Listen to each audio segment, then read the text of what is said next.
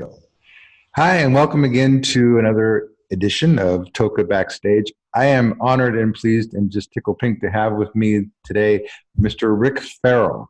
Now, Hi. Rick is an agent with ICM. He has been our one true champion judge for South Bay's Got Talent through the very beginning, I believe. And I wanted to get his take on, as a judge, what he looks for and maybe some suggestions for people who might be considering participating in South Bay's Got Talent again. And just so you know, the auditions for South Bay's Got Talent will be Monday and Tuesday, September 3rd and 4th, with the performance on September 28th. And I know it's still early yet, Rick, but I've got my fingers crossed that we can get you back again. So thanks for taking the time, Rick. I really appreciate it. You are so welcome. And yeah, I'm sure I'll re-up for another year because I look forward to it every year. What is this, the sixth year coming up or the fifth? Fifth or sixth, I think. Yeah. And I have to say, your comments and your feedback to the artists and your encouragement is just amazing, and people really appreciate it. And I personally just appreciate your time that you take to do it, because I know it makes for a long day. Of course. So as a judge of a talent show like this, what do you typically look for? I mean, how do you go about judging something that you've never seen before? Well, in a situation like this, we're not talking about professional musicians. So basically what I'm doing is trying to find the best in everyone. I don't think that it's really constructive to just criticize people without giving compliments to their skills. You need to encourage at this stage, because a lot of people are younger. I know that it's an all ages competition, but a lot of people are younger, and you just never know what it will lead to. Giving people the right encouragement, pointing out their positive qualities, and then in addition giving some constructive criticism is, I think, the best way to encourage people to move forward and make it to the next level. And at this stage of the game, I'm not down there looking to sign talent, so I don't have as high of a threshold where I have my expectations really high, because it's not something that I'm criticizing to the level of, are you going to be a client of mine in the future? It's just trying to bring out the positive qualities and give them some kind of guidance. Now, we have seen like everything throughout. I mean, and I can talk to you because you've seen them all. I mean, we had a yo-yo guy, we've had dancers. When somebody who may not have gotten a high score or didn't win says, well, what gives them the right to judge a talent, let's say a dance, because you're primarily music? How would you respond to somebody who may criticize your judging of that? I've been to so many shows, whether it's things I work with or am just a fan of, and we all go to these numerous showcases and see the highest level of talent in all of these areas, that I really feel like I have a good enough base to be able to criticize. But then at the same time, there are judges in a number of judges that have specialties in different disciplines side by side. So I may sit back and let one of the other judges give a little bit more, be more vocal about a feedback on a certain act than I am. But at the same time, I think the skill that these artists have shine through, and you can tell the good from the bad. I might not be able to give them the most detailed constructive criticism as somebody else who is, say, a dance specialist or somebody else in a different discipline. But at the same time, I've gone to the opera, I've gone to the symphony, I go to dance programs, and I've seen the highest caliber of talent across the board. So I can tell when something is good or something is bad. And I have to just say, following you on Facebook, I can attest to that because you really do go to every. I don't think there's a show in LA that you haven't seen. Yeah.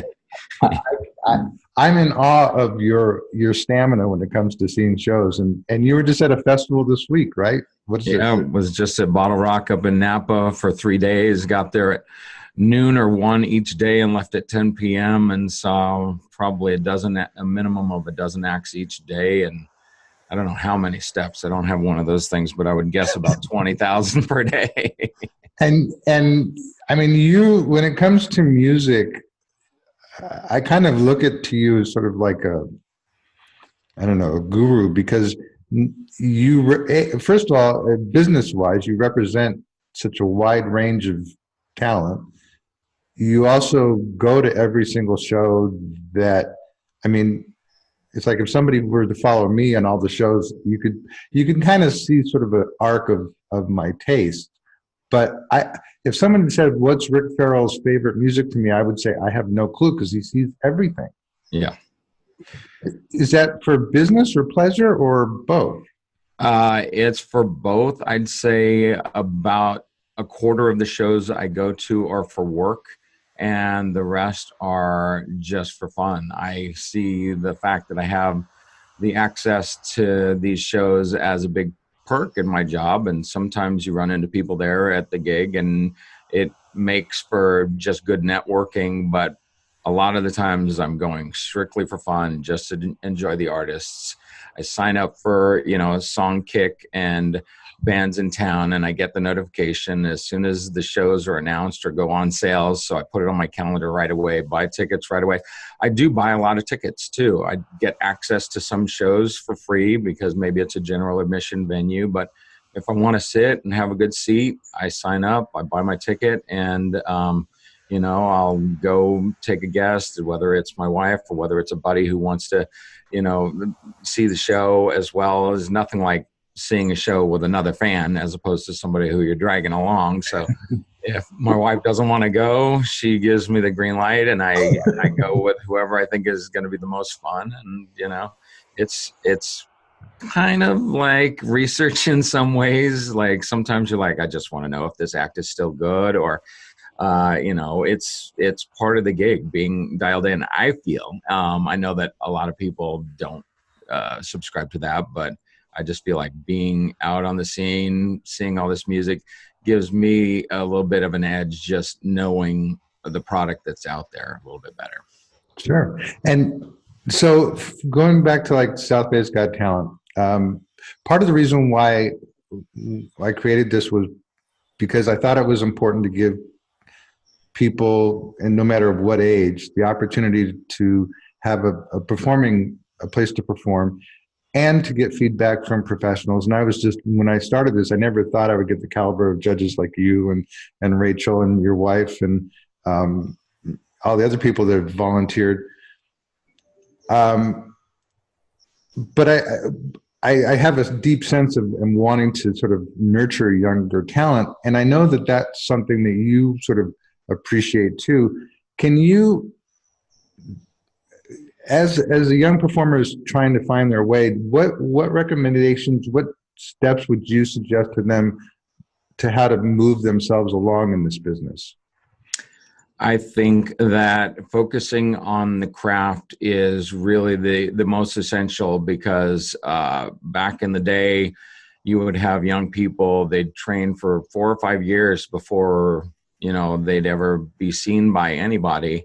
And now people, their first week of piano lessons, are posting videos on YouTube and asking why, they're not getting more followers. And I think it's really important, like that girl with a guitar in her bedroom for 4 years, or that teenage boy playing piano, for years and years, and then coming out and having the nerve to play in public for the first time, and you realize that they're really good. I think a lot of that is kind of lost, and I think that focusing on being good, and if you're going to be a songwriter, on really good songs, creating the best songs that you can, Sometimes as a vocalist, singing other people's songs is a great way to get noticed. But then really, in order to move the needle for yourself, is not to do covers, to do something original. If that's dance, it's training, discipline, and getting the skill set before you try to really go out there and present yourself, because you can only have one chance to make a first impression. And if you're not quite there yet, then and you get a look from professionals, you're seen as not having the level of skill yet. So I think focusing on the training and the craft a lot more than trying to do anything with social media and those type of things. Now, there are artists who are putting things up on YouTube and SoundCloud and Instagram, and I think that all goes along with it to a degree, but I think the primary focus needs to be the art. I couldn't agree with you more. That is, I find that so true, where people will post anything online and they get disappointed that, well, there's no followers, but they've forgotten that the key is really the art. I mean, and even then, I've talked to people who like bands and who've asked about representation, and I'll say, well, what's your overall goal? Where's your goal? Where do you want to be in 5 years? And one band said, well, I want to win a Grammy. And I'm like, well, if that's why you're doing this, then stop it, because that's not a reason to do it. Yeah. it has to be. I think artists are sort of like bred to do it because they have to. It's like they don't know another way. But who am I? And what would you tell parents? Because I know that we do get a lot of parents who bring their kids to this event. What would you tell them when they say, well, I want to get them out more, doing more shows? Do you think that's sort of the next stepping stone, or is it just really stay inside and focus on your art before you try and get out there? Well, there are channels for young people and amateurs to do this without really trying to, get the attention of labels yet, or casting directors, that kind of thing, where you're doing community projects, whether it's things in like a school, like if you're taking piano lessons or if you're taking dance classes, you can eventually have performance opportunities through those organizations and regular channels before you try and go make it on Broadway or try to get an agent or a record deal. Kind of following that path while at the same time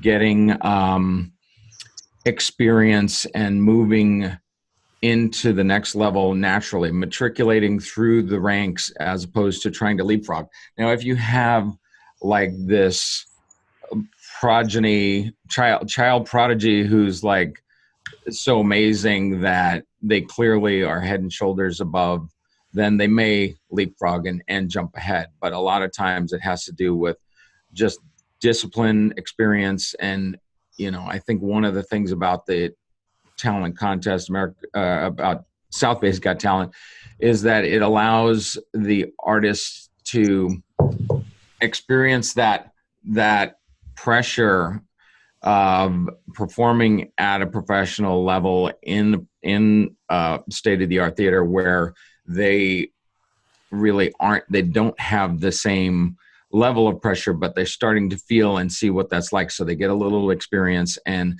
the next time they go into something at that level, they're not as intimidated. It's something that they've been through before, something they've got a little bit more comfort with. So I think that it's something where parents need to be encouraging, but I don't think that they should be so domineering that they're dictating this is what you have to do, like the stage parent syndrome, where the parent wants it more than the child.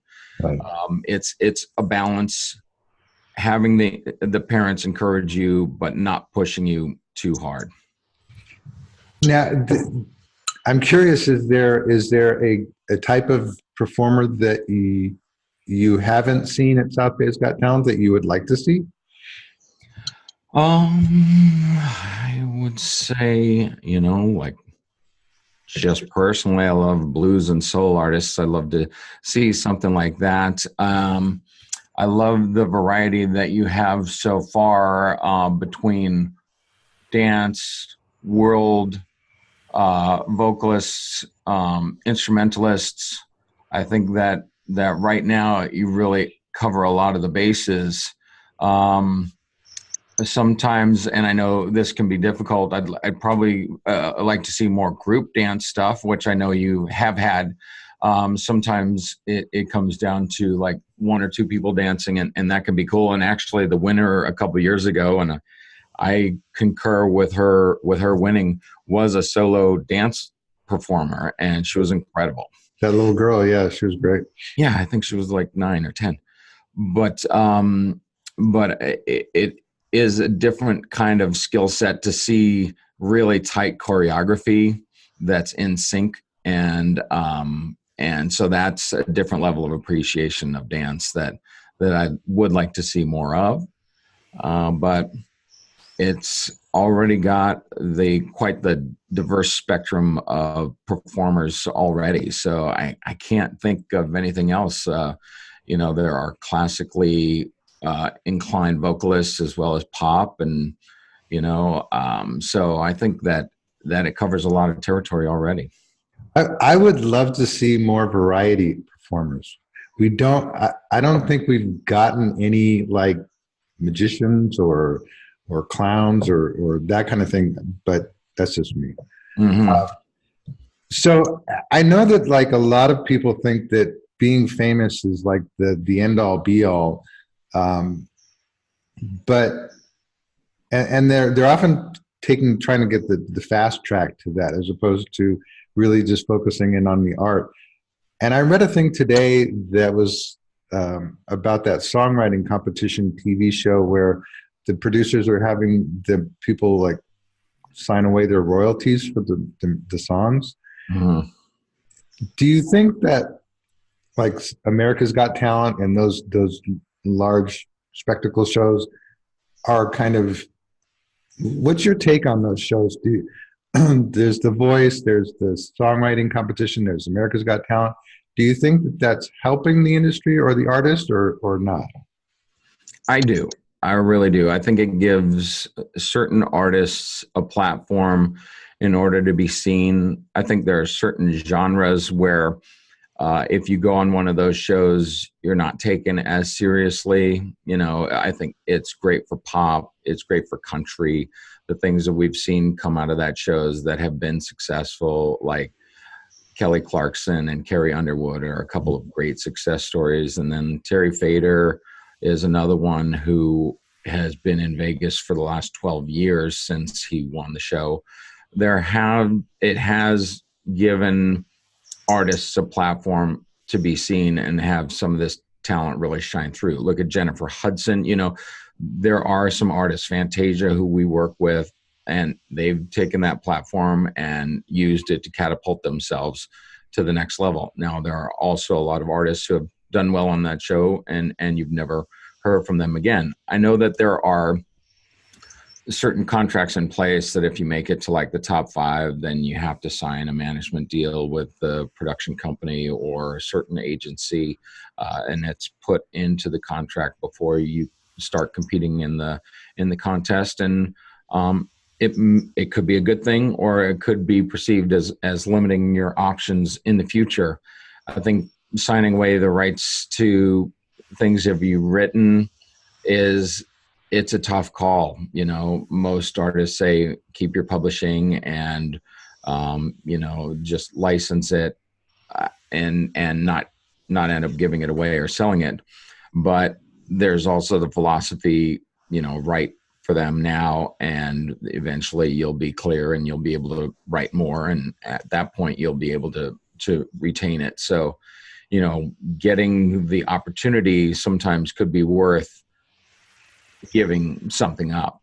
But I really do think that this is where a lot of people, agents included, are looking for the next big thing. Yeah. And you're right. I mean, it's really interesting to see how there's some that just catapult, and like Kelly Clarkson, and you know, they have a really long career. But then there are those winners who you never hear from again. And I always wonder: is it them? Is it their choice? Is it management? Is it? I mean, it's just a question I have. I don't expect you to answer it, but it, so you would recommend then somebody looking to break out to try their hand at one of these shows? I would, depending on the genre. If Yeah, somebody's going to be like a bluegrass performer or an Americana performer, it doesn't feel like it has the same impact because it gives that fan base a little bit of the cringe of a cringe, like, oh, they were on American Idol, they're that kind of, and it kind of gives them this perception that, you know, they're not as genuine or what have you. They just give a negative impression of the artist. So, you know, if you're going to go in the pop category, R&B category, or even a classical, I think that the talent shows are there. And then when it comes to like America's Got Talent, the dance, like Diavolo, I know they were out there for years and years, and then they come along and get this platform, and all of a sudden they're taking off and playing big theaters and doing ticket sales where before it was a struggle. So I think that there are disciplines where it's good for. There's a guy who I'm a big fan of named Jonah Smith. He was on America's Got Talent a while back, and the judges loved him. He went all the way to like the top 10, and he's a great soulful singer. And I went to his shows like 6 months after that, and he's still playing the same clubs. It was really surprising to me. He didn't make it to that tour, the America's Got Talent tour, because he didn't make it to the top 5. So he didn't have that additional platform. But I also think that there are certain behavioral aspects of people who watch TV that don't necessarily translate into them going out to see shows, especially like in a club. Maybe they'll go to theaters, sit down show, but not necessarily going and standing at a GA club.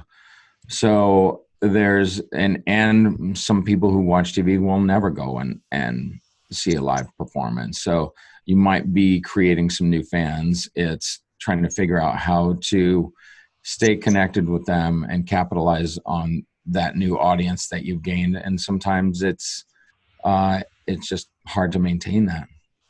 but that's a really, and I never actually thought about that, but that's very true that you have these shows where people are invested from their living rooms, but it doesn't necessarily translate into additional ticket sales for them. Yeah, they may be the type of person who will never go to a live show, but you've got to figure out, is there a way you can connect with them? And it's hard. They might not be the type of person who will ever buy a ticket or an album, but maybe you can get them on your Facebook feed, you know, to follow you. And those are all building blocks into building that audience and awareness, but it might not translate into somebody buying a ticket. I have to tell you, this is. I hope that young performers are listening to this, because I think this is really valuable information, and I also think that it's also good for them to take away that, you know, there are other.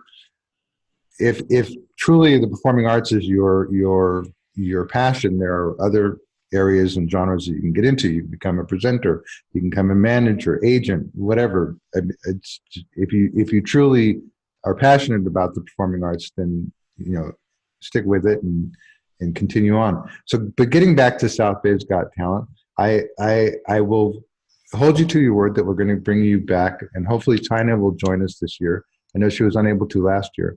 I know you can't speak for your wife, but What's the date again? Let me put it on the calendar now. it's Saturday, September 28th.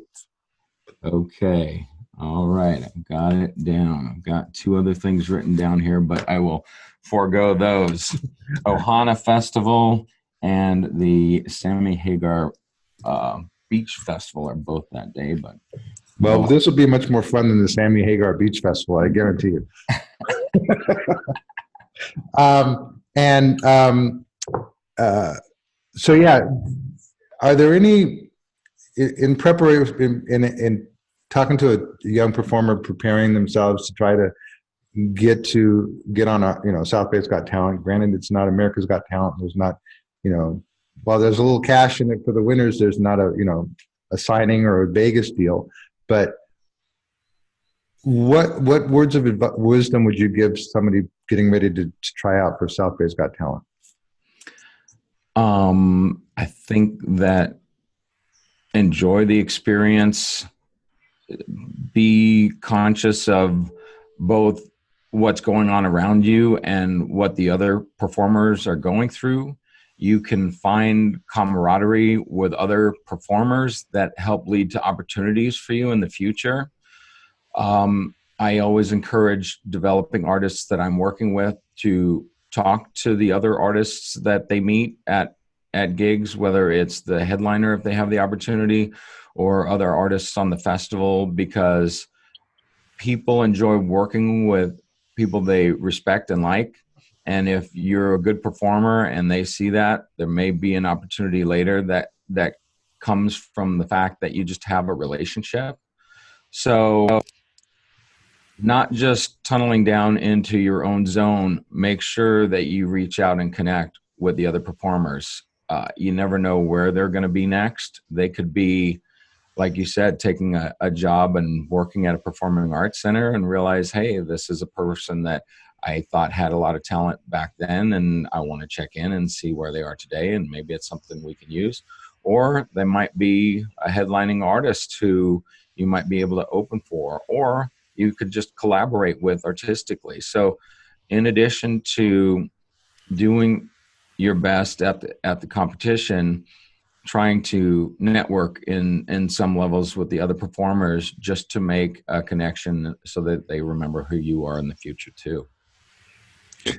Brilliant words of wisdom, and I hope people pay attention to that, because that is very true. And even for locally, I mean, the Torrance Cultural Arts Foundation will reach out to performers who performed in South Bay's Got Talent to do work with some of our cabaret performers and opening acts.